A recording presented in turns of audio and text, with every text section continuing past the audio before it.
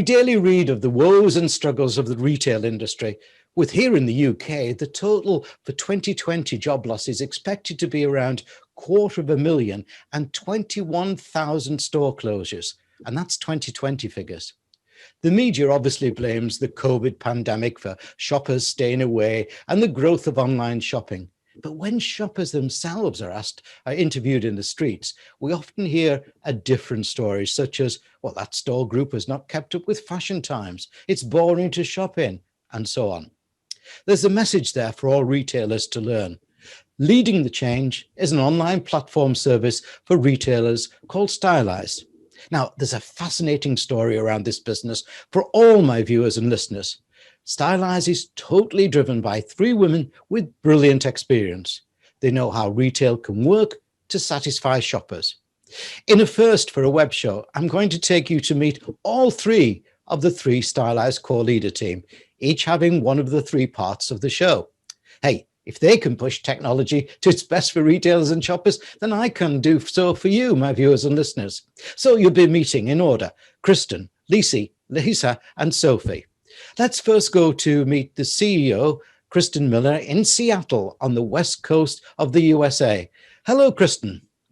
Hello, Malcolm. Lovely to be here with you today. Oh, it's great to be chatting. Great. I just love this whole concept of Stylyze. I'll tell you why later. Thank you. I'll tell you why later. Right. Before we get started on part one, though, give us a brief overview of what Stylyze is and what it does. So Stylyze is the first merchandising as a service platform that's designed specifically for the home, fashion, beauty, and skincare verticals. So really our mission and our passion is to empower leading brands and retailers to transform their customer experiences. And of course, in the process, really delight the customer with a better shopping experience. And now I'll tell you just before we move on, why I really, really, really like it. Millions of men are going to love it. Millions of men, because they're never going to have to follow the wife around a store again. They can just enjoy. That's so true. It's just crackingly good. Okay, let's get into part one. The story behind Stylyze, the why. Why is Stylyze needed? Can it help solve the retail demise problem?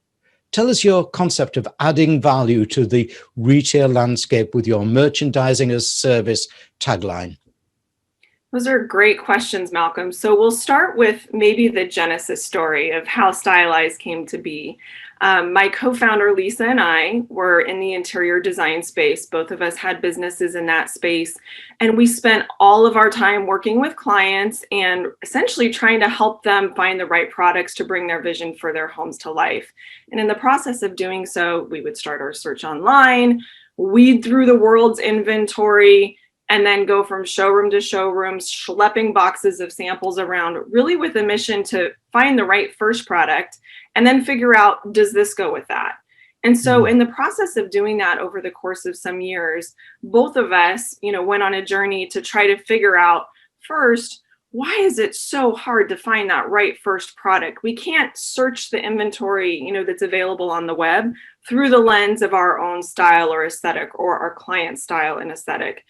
And then secondly, why is there no kind of broader intelligence out there that helps us figure out, does this go with that? And so interestingly enough, Lisa is an interior designer working in a high-end showroom, would create PowerPoints for all of her clients, where she would go online and find products and manually create these PowerPoints and put together a design vignette that we today call a style board to help them visualize, this is how this goes with that. And in the process of doing so, she would end up, of course, selling the whole collection. But that was extremely time consuming. I was not maybe as great with PowerPoint as she was, but in the processes of all my does this go with that, I started to think that there's an underlying science to why things go together that has a lot to do with color harmony, with style aesthetic. And if we could decode that somehow and somehow add that as a layer of intelligence to the web, then we could make everyone's lives a lot easier. And that would be both for shopping for products for your home as well as for your closet. So a mutual friend introduced Lisa and I, and we realized that if we put our two hypotheses together, that there was a really interesting opportunity to potentially transform the way we shop online. And so we set about, going on that journey together. Yeah. Can I just ask then, Stylyze is one of the reasons why people don't make decisions, because they can't visualize too well themselves. Right. It's a problem people have, isn't it, in business, in anything, and they can't really see if it will work, and thinking, will my bum look too big in this, and all these other things. Exactly. Yeah, all these things, and I think the time that people spend trying to work through those decisions is really a lost sale for most retailers. Yeah. Right. And so as we started on this journey, we were really looking at, the end customer and solving the problem for the end customer, but realized that to do that well, we actually needed a business to business solution that we would offer to the retailer. So that, not just us as like a stylyze.com, for example, but the whole retail community would have a way to up level, their service offering online. Yeah, I'm with you. Now, obviously, some people would think, what are you doing? Are you replacing the bricks and mortar retailer? You're not really, are you? No, not at all. In fact, we're really hoping that we can support the brick and mortar retailer, especially during the time that we've been going through. So when you think about it, for a retailer to be in business today, they really do need a digital presence. And so a lot of retailers have used their websites as a way to extend the aisle, as we say, to offer, a broader assortment of products than they carry in store, to be able to reach a broader set of customers.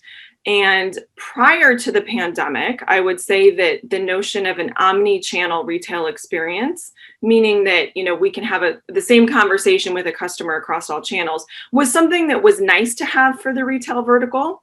The leading retailers were really working on it, but it was still kind of nice to have. Enter COVID and the unimaginable reality where stores were closed. And all of a sudden, it goes from something that was nice to have to something that was necessary for survival.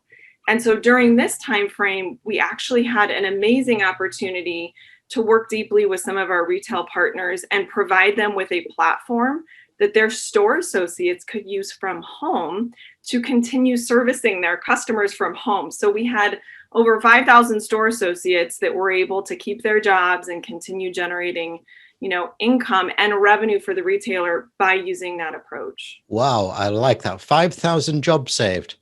Yes. Wow. High five to that one.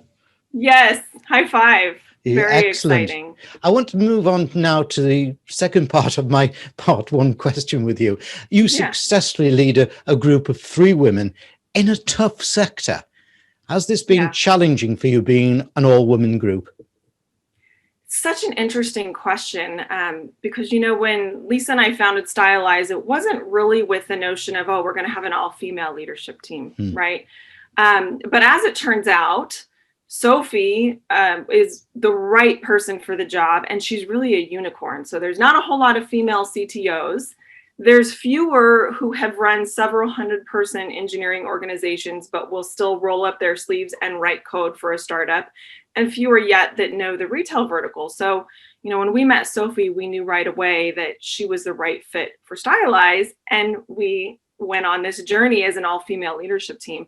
I think there's 2 areas where it's been really challenging.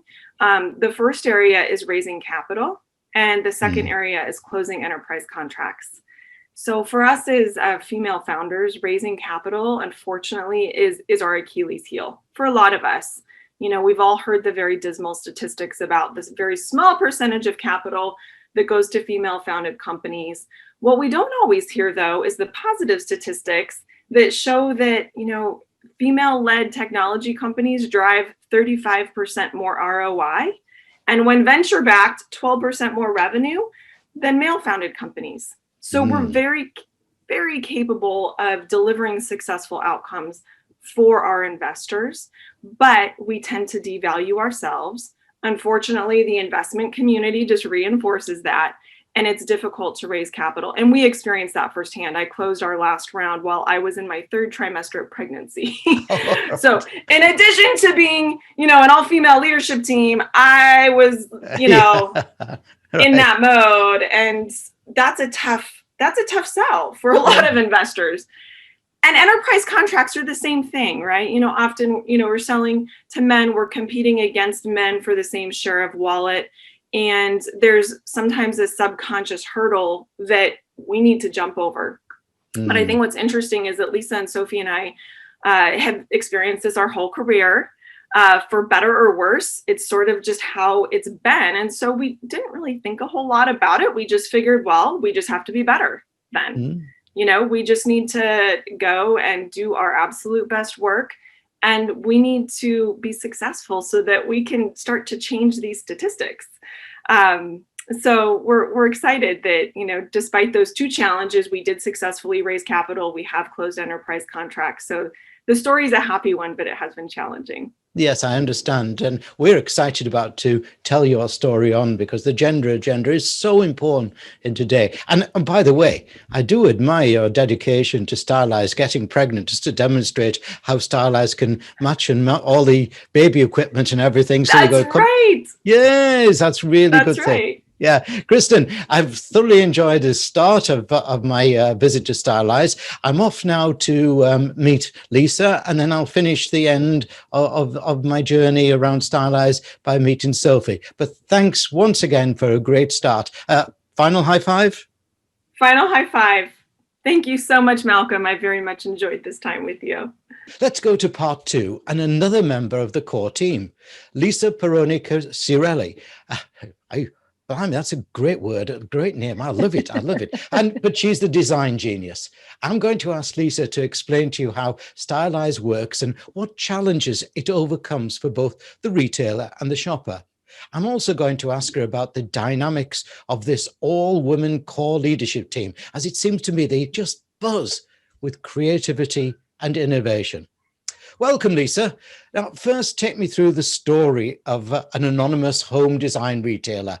Let's assume that I've won the lottery. I'll have to buy a ticket first, mind. I've won the lottery and I go into that retailer saying, I've just bought an off-the-plan penthouse in New York.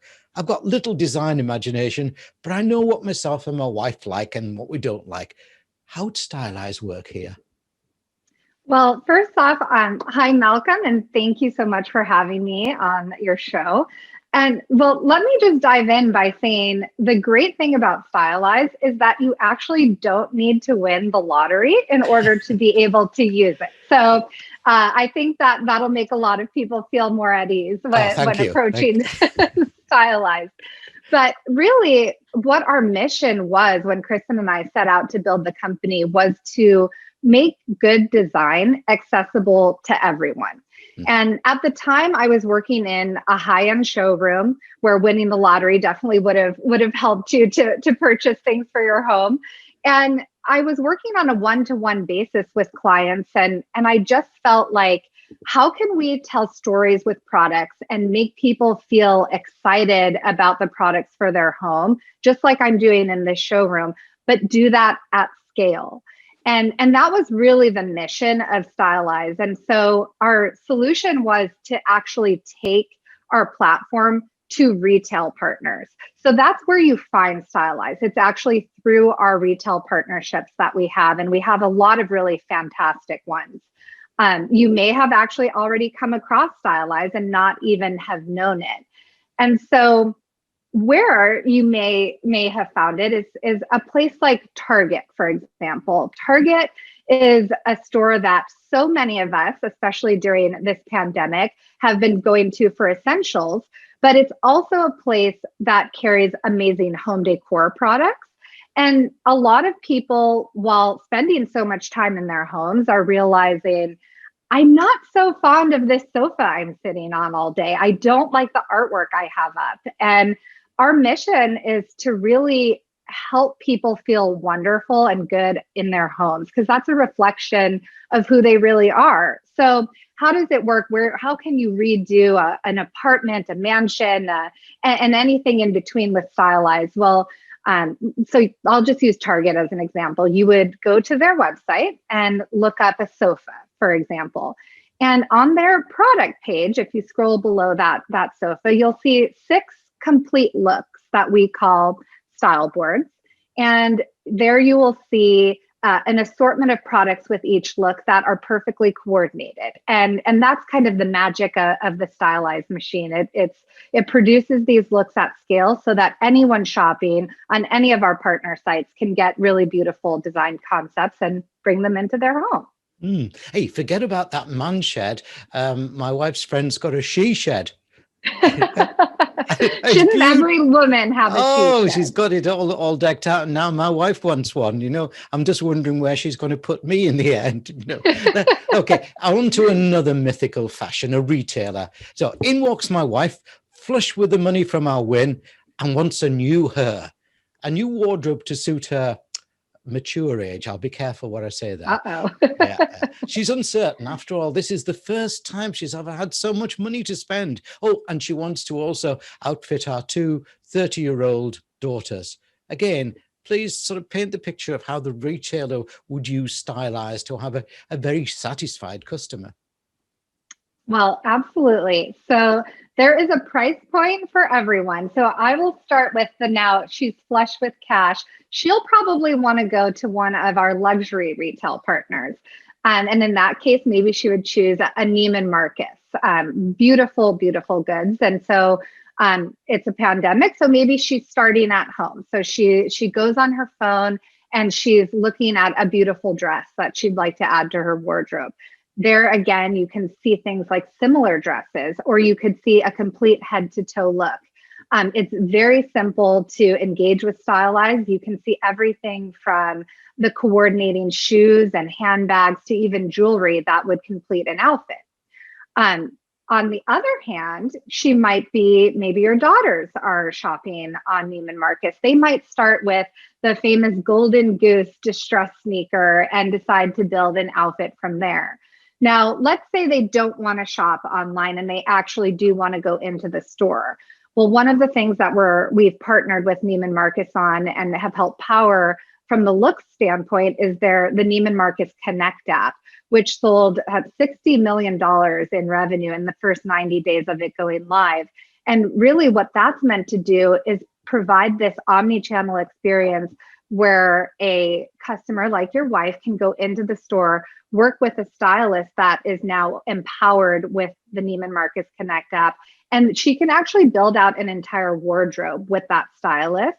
And then the stylist can email the looks to your wife. They can build anything from maybe a collection of Golden Goose sneakers to a full head to toe look that would really be wonderful for a wedding or for workwear, or just redoing your entire closet if that's what you wanted to do. So it's a great way to have a tool in many places, and that's the omni-channel experience. Hey, and I've just realized, Lisa, that you have probably just put a smile and made millions of men around the world happy that they don't have to follow their wife around a shopping store, because that is like very boring. I've got to tell you. They've got everything they need now right in their back pocket with their mobile phone and their stylist. Yeah. But now while they're sitting on the couch, the wife could be shopping away. So I don't know if that's a good thing or a bad thing. I think it's brilliant, and I applaud you for it. It's brilliant. It's manna. Look, Lisa, let's a quick question. I just want to slide in here before we have to leave you to move on to one of your other colleagues, to Sophie. How important is it, do you think, to the success of Stylyze that you are a 3-women core team? Well, first and foremost, having an all-women core team wasn't something we set out to do. It was just the natural fit as far as the skills that we brought to the table, from the business, the design, and the technical aspects of our business. But something that is most important to me, and I work with a lot of young girls. I volunteer for an organization that's directly connected with mentoring young women that are interested in STEM.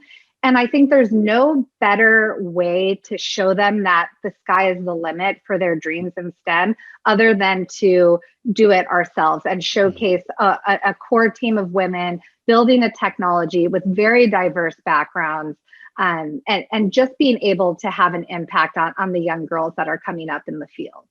Excellent. Yes, brilliant. And I'm sadly I've got to leave you now at New England and go and see Sophie. But you've got a really smile on my face now. I don't have to go round shops ever again. Thank you, Lisa. Take care. It's a win-win. Thank you so Bye-bye. much for having me. Bye-bye, Malcolm.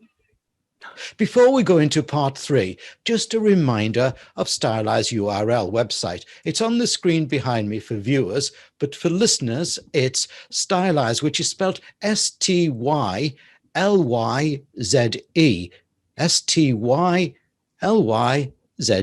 stylyze.com. So now for part 3 of my visit to the Stylyze leadership team and to discuss the technical engine behind the Stylyze Discovery platform. You're about to meet, well, let's say hello to the Chief Technical Officer, Sophie Wang. Hello, Sophie. Hi, Malcolm.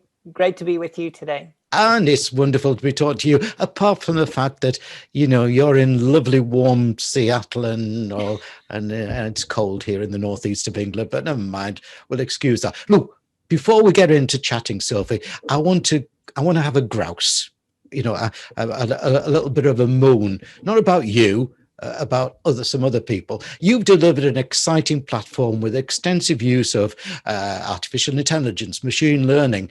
And if you've achieved that in what is sadly a male-dominated techie market, where all too often, and I know because I've met them and interviewed them, those males feel superior in their technical knowledge and think they're clever with their convoluted IT speak. There, that's my personal moaning over with. Now, Sophie, I want to ask you how you've done it. I want to ask you to tell us about the challenges you've overcome for Stylyze and what the continuing challenges may be. Oh, and I also want to ask you, many people are fearful of the growing power of tech, but I think it can be a power for good. So that's over to you now. How have you done it? Well, it was kind of an interesting journey for us because when I joined the organization, Kristen and Lisa had already done a lot of the legwork with the approach that we needed to take with the technology. So what we needed to do is take something that was really kind of in a prototype stage with a lot of good science behind it. And then take that and make it material and create something that was ours, that reflected what the business needed to be successful with our partners. So when we built our technology, what we had to make sure of is that the deliverables were always provable. You know, a lot of people sort of see AI as a black box, and there are some magic aspects to it, but we always wanted to make sure that there was a rationale as to why things happened so that we could trace back and see what was going on. And so we took that technology and we implemented it in such a way that it was understandable, and we could deliver some amazing results. And so over the last 5 years that I've been with the company, that's been my mission, that's been our mission as an organization, and we're pretty excited about the results. You know, we've got some customers to prove that we're very successful with this. We know what we're doing, but what I really love is the fact that our stylists actually trust the platform, and they're a pretty difficult set of customers to please. So I was really happy with that outcome. Yeah. I can imagine that they are pretty difficult to, just because, you know, sometimes their brains are going in different directions, aren't they? You know, but what really puzzled me though, you said, you know, of the 5 years, but AI has only really just come through now, and it's constantly maturing. I mean, what's the challenge that you've got to meet there? So Malcolm, when we got started, we knew that we needed to develop something pretty amazing, and we started off with an algorithmic approach. As we journeyed down this path over the last couple of years, AI came to the forefront, and we did some experiments with it. We really liked the results, but we understood that it required some full-time application to continue to evolve it, because just like any intellect, you've got to continue developing it, growing it, training it, feeding it. data, that sort of thing. And what that meant is that we needed to hire a head of our AI unit. So we got a doctorate of data science on board. And he has been helping us with the team to do a really great job. So over time, what that's helped us to understand is, I mean, it's wonderful to get AI to do some things, but unless our Stylyze team could actually trust it and know what it was doing and know how it was helping them, it wasn't of any use at all. So over the last number of years, we've been implementing different sections of the platform using AI. And what that's meant is that in some cases, we can, for instance, create what we call visually similar. So the AI can be very intelligent and say, hey, you know, this is a black blouse, and here are some other black blouses. And so some of our partners actually use that. But what was important is we needed to actually put a human tilt to it. So not only do we actually present that to their customers, but as well as that, we take feedback from our stylist designers and also from their customers, because a black blouse to a very high-end, high-fashion customer is a little bit different to a black blouse for somebody who might be just wearing that clothing around the house, as we all do now.